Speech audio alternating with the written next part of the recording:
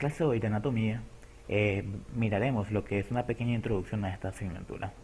¿De qué veremos? Una definición, terminología anatómica, posición anatómica, muy importante, los ejes del cuerpo y los términos y direcciones anatómicos. Empecemos. Anatomía. Entonces, para empezar con esta clase debemos primero saber lo que es la definición de anatomía. Entonces, vamos a definirla. Normalmente, yo sé que a todos nos ha pasado. El primer día de clase, llega tu profesor, entra al aula de clase y lo primero que dice es, a cualquiera le dice, definime anatomía o qué entendés por anatomía. Dígame que no le ha pasado eso. Ok, entonces, ¿qué dirían ustedes? Bueno, la podemos definir así. Anatomía. La anatomía es una ciencia. ¿Dedicada a qué? Dedicada al estudio. ¿Pero al estudio de qué? Obvio, correcto. Dice que va a estudiar la estructura y formas del cuerpo humano y de la relación entre sus partes. Entonces, la anatomía va a ser la ciencia encargada del estudio del cuerpo humano y su estructura y de la relación entre sus partes. Fácil y sencillo, ahí no se pierde. Ahora, miremos un poquito mejor lo que es anatomía. Se dice que anatomía proviene del griego que significa anátome. Ana significa a través y tome significa corte. Por lo tanto, si le sacamos un poquito lógico sería cortar a través. Cuando hablamos de cortar a través estamos hablando de disecar. Pero entonces ahora ustedes dirán, ¿qué es disecar? También es muy fácil. Disecar o la disección es cortar o separar la estructura o tejido del cuerpo humano. ¿Para qué? Para su estudio, obviamente. Entonces aquí tenemos tres imágenes. Entonces, la primera imagen podemos ver cómo una cara se le han hecho varios cortes para su posterior estudio. Aquí podemos ver qué son esos. Correcto, son los músculos de la pared abdominal en los cuales se están estudiando. Y aquí esta última, podemos ver la cara plantar de los pies, en la cual se logran apreciar cierta estructura. Pues, ¿para qué? Obviamente para su estudio. Y pues prácticamente para eso es la anatomía. Entonces, ramas de la anatomía. Es importante saber y manejar las ramas de la anatomía. Aquí mencionaremos algunas cuantas y la explicaremos de una manera rápida y fácil para que no se le olvide. Entonces tenemos la anatomía macroscópica. Esta señora va a ser la encargada del estudio de estructuras visibles a simple vista, siempre y cuando sean mayores a 0.1 milímetros. Tenemos la anatomía microscópica o también denominada histología. Esta se va a encargar del estudio de órganos, células, tejidos, con la ayuda de ¿quién? De este señor que miramos aquí, con la ayuda de un microscopio. También tenemos la anatomía descriptiva, que dice que el estudio de la estructura anatómica mediante la explicación de las características morfológicas de los órganos, sus accidentes y sus divisiones en partes. Tenemos también la anatomía sistemática. ¿Qué es la anatomía sistemática? Es el estudio de la estructura organizada a partir de su división por sistemas y los órganos que las componen. Como aquí tenemos este breve ejemplo. Aquí lo que podemos ver es el sistema digestivo. Su esófago, estómago, intestino delgado y su intestino grueso. También tenemos la anatomía topográfica. Esta estudia de forma agrupada todos los elementos que se encuentran en una región, permitiendo relacionarlas con las estructuras que se encuentran en cada región. Tenemos la anatomía funcional. Esta dice que el estudio de la estructura en relación con su función, que tiene bastante que ver con la fisiología. Tenemos la anatomía del desarrollo, que aquí podemos ver esta pequeña imagen de este feto, que dice que el estudio del desarrollo y cambios de la estructura, desde la fertilización hasta la vida adulta. Y por último tenemos la anatomía de superficie. Aquí podemos ver esta imagen. ¿Qué es la anatomía de superficie? Ya se lo deben de imaginar. Dice que estudia las referencias anatómicas en la superficie corporal, reconociendo los puntos de referencia mediante la inspección y la palpación. Terminología anatómica. Ustedes se dirán, ¿qué es la terminología anatómica? Entonces vamos a aclarar esa pequeña duda. Entonces, escuchen bien, la terminología anatómica no es más que un lenguaje que utilizan los profesionales de la salud. ¿Para qué? para la descripción, posición, orientación, dirección, plano, nombre de estructura, etcétera. Ahora, ¿con qué fin se ocupa esto? Bueno, esto se ocupa con el fin de comunicarse de manera clara, precisa y con el fin de evitar errores o confusiones. Entonces, para un alumno que empieza una carrera profesional tiene que aprender un lenguaje nuevo. Posición anatómica estándar. Ok, entonces, como buen estudiante de anatomía y como introducción a esta clase, es importante saber y manejar cómo esta posición anatómica. Es importante saber describirla. Y ojo aquí con esto. Esto es pregunta de examen porque yo sé que te lo van a preguntar. Y te van a decir, como por lo menos, describa la posición anatómica o cómo debe ser la posición anatómica. Entonces ustedes qué van a decir. Miremos aquí a la persona cómo se encuentra. Con ustedes solo ver esta imagen probablemente pueden decir cómo es la posición anatómica. Entonces empecemos. De pie y erguido tiene que estar la persona. Número 2. La cabeza al frente y los ojos mirando hacia el frente. Tercero. Los miembros superiores a ambos lados del tronco o de las caderas. Ojo aquí con este dato. La cara palmar hacia adelante, no tiene que estar ni hacia atrás ni hacia el lado. Tiene que estar hacia adelante la cara palmar. Y por último, dice que los miembros superiores deben estar juntos y dirigidos hacia adelante. Entonces, muy importante que manejen esto y que se lo sepan a cómo se llama su nombre. Continuemos.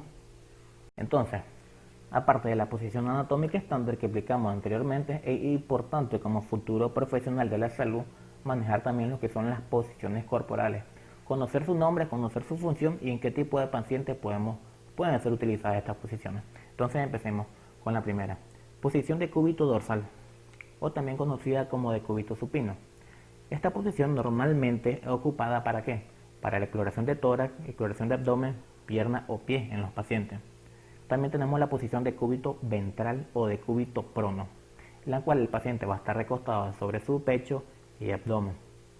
Y la cabeza va a estar girada lateralmente. Esta posición la podemos ocupar normalmente ¿para qué? Para la exploración de espalda y de glúteo. E incluso esta es la posición que normalmente ocupamos para las inyecciones intramusculares. También tenemos la posición de cúbito lateral que podemos ver aquí. Esta posición de cúbito lateral puede ser tanto izquierdo o derecho. Eso irá en dependencia de qué lado está apoyado el paciente.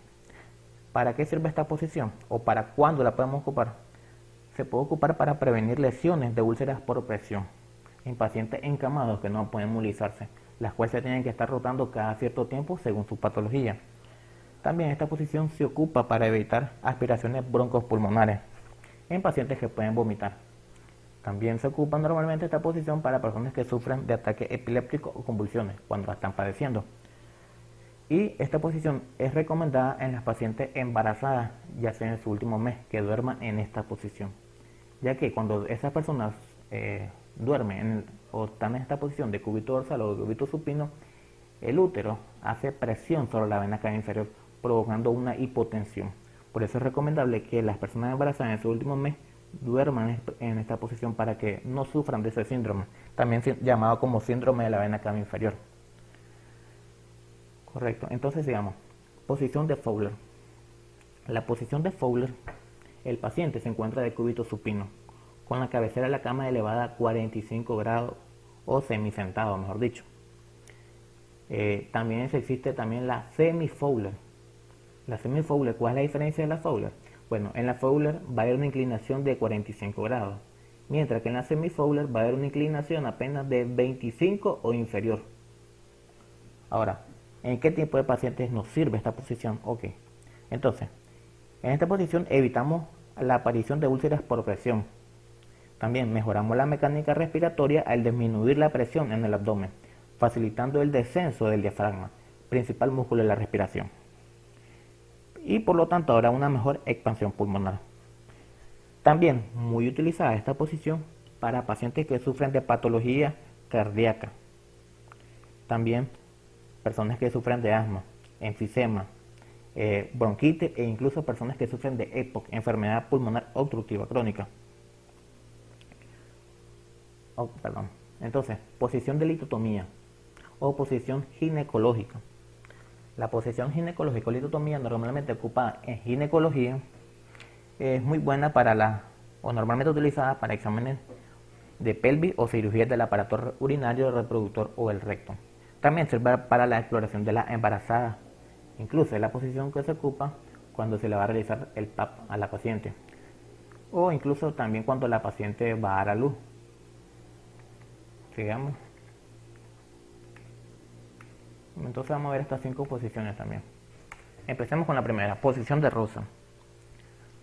Posición de roser. Entonces, esta posición normalmente la ocupamos para la higiene del cabello, la exploración faríngea o una intubación endotraqueal. Posición de Sims, o también conocida como semiprono. Es una posición entre decúbito prono y decúbito lateral, que se ocupa ¿para qué? Para la eliminación de secreciones, evitar broncoaspiración y la administración de medicamentos por vía rectal. Tenemos también la posición genopectoral. Esta posición genopectoral sirve para la exploración del ano y recto e incluso ocupada para la cirugía de estos mismos. Por último tenemos estas dos, lo que es la posición de Trendelenburg y la posición anti-Trendelenburg, o también conocida posición de Morestin. Hablemos primero de la Trendelenburg. Entonces, la posición Trendelenburg, la persona o el paciente se encuentra de decúbito supino, con una inclinación de 45 grados con la cabeza más abajo de los pies. Esta posición se ocupa normalmente para personas que han sufrido de un shock hipovolémico, es decir, han perdido demasiada sangre, personas que se han desmayado. También se ocupa para restablecer el retorno venoso e incluso proporcionar oxígeno al cerebro. Ahora, la posición anti-Trendelenburg o de Morestin sirve para personas que sufren de problemas digestivos, hernias del hiato y enfermedades respiratorias o cardiovasculares. Eje anatómico. Muy importantes para el estudio de la anatomía, es importante saber que los ejes anatómicos son líneas imaginarias que atraviesan el cuerpo con el fin de establecer referencias o descripciones anatómicas. Normalmente en la anatomía ocupamos 3 tipos de planos, lo que es un plano sagital, un plano transversal o un plano coronal. Acá como podemos ver en este ejemplo, este individuo que se encuentra en posición anatómica, hay 3 líneas imaginarias que lo están dividiendo, formando 3 diferentes tipos de planos. Ahora, existe también un cuarto plano que es poco utilizado, llamado plano oblicuo, el cual hablaremos a continuación de cada uno de ellos. Entonces, empecemos con lo que es un plano frontal. Un plano frontal va a dividir al órgano o un cuerpo en lado o en parte anterior y parte posterior. Ahora, también tenemos lo que es un plano sagital. Es una línea vertical que divide el cuerpo o un órgano tanto en parte izquierda y parte derecha. Ahora, ojo con esto que les voy a explicar. Un plano sagital, cuando pasa por la línea media y divide al cuerpo o un órgano en partes iguales, izquierda o derecha, recibe el nombre de plano mediano o plano medio sagital. Ahora, ¿qué pasa cuando este plano sagital no atraviesa la línea media? Por lo tanto, va a dividir el cuerpo o un órgano en parte izquierda y derecha, pero desiguales. Bueno, entonces ese plano recibiría el nombre de plano parasagital. Ojo con ese dato, chicos. Ahora, miremos lo que es el plano transversal. Este es muy fácil y sencillo y difícil de olvidar. El plano transversal va a dividir el cuerpo o un órgano en superior e inferior. Y aquí el que les decía yo, el plano oblicuo y poco utilizado. El plano oblicuo atraviesa el cuerpo o un órgano en cualquier ángulo distinto a 90 grados. Importante manejar estos planos, chicos. Continuamos.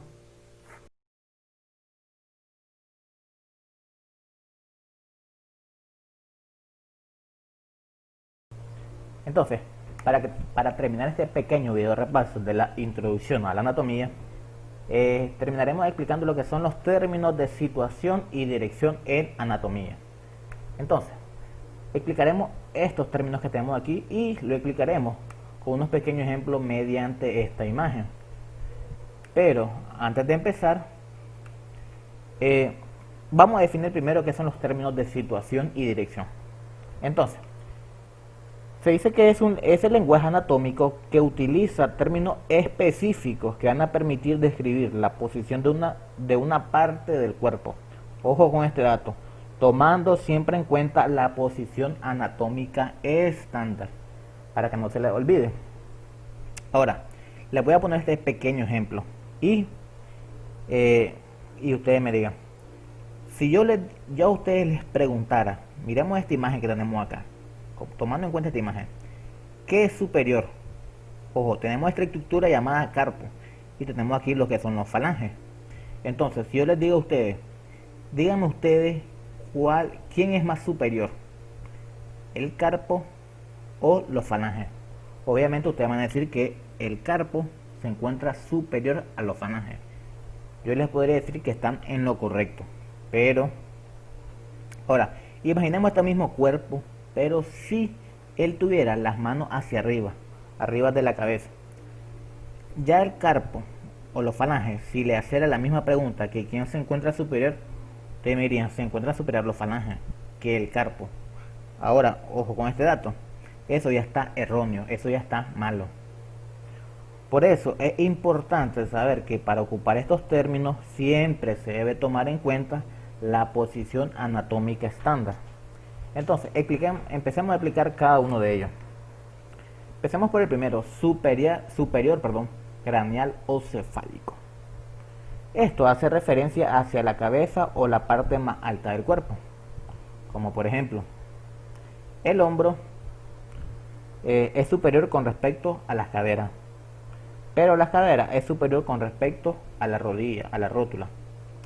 Ahora, inferior o caudal, alejado de la cabeza o hacia la parte más baja del cuerpo.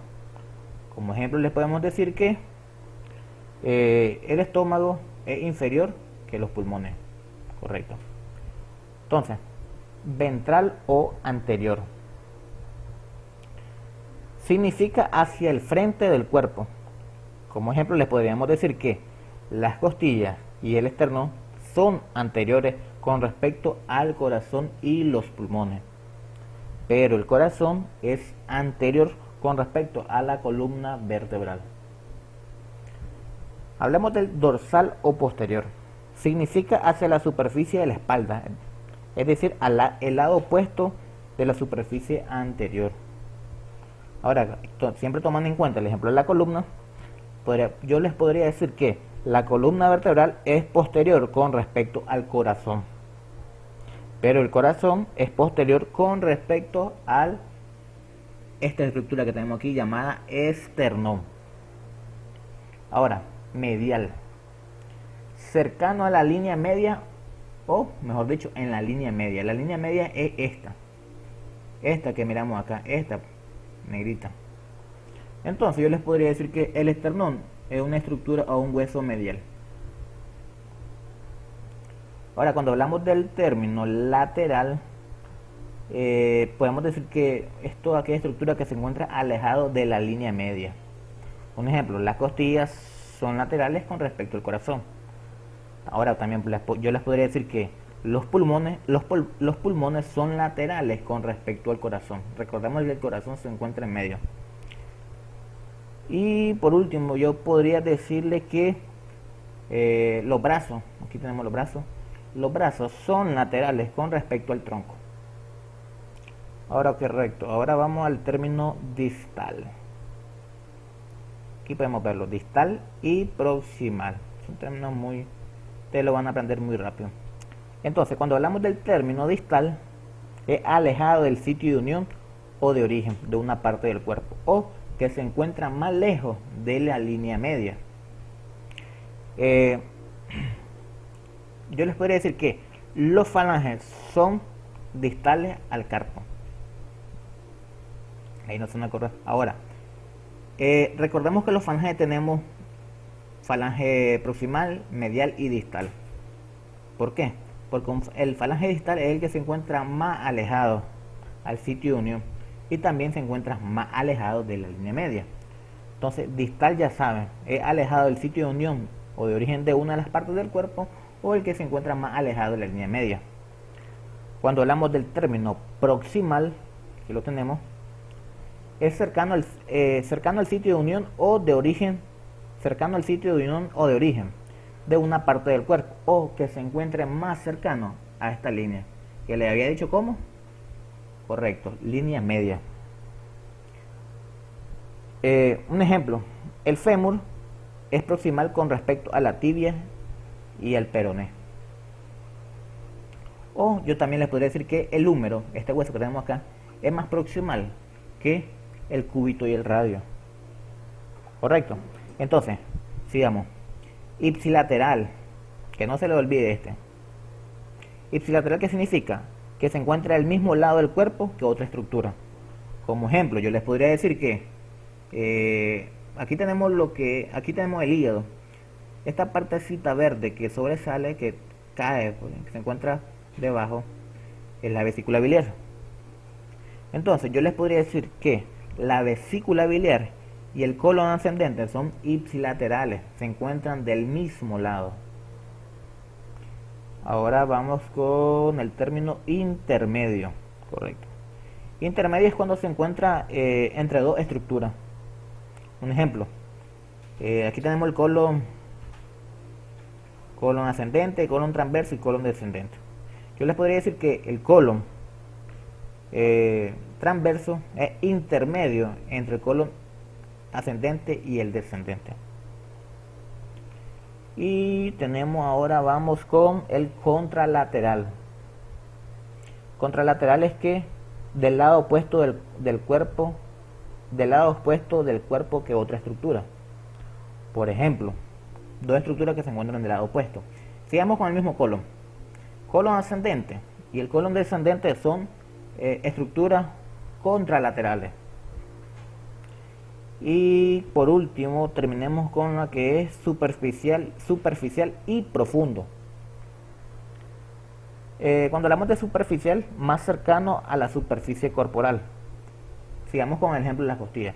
Las costillas son superficiales con respecto a los pulmones. Y profundo o interno, alejado de la superficie del cuerpo. Como ejemplo, anteriormente había puesto una imagen de los músculos de la pared abdominal. Yo les podría decir que el músculo oblicuo menor es más profundo que el músculo oblicuo mayor. Bueno, espero que les haya gustado el video, que les haya entendido. Cualquier duda me la pueden dejar ahí en los comentarios. Y suerte en sus asignaturas de anatomía. Muchas gracias.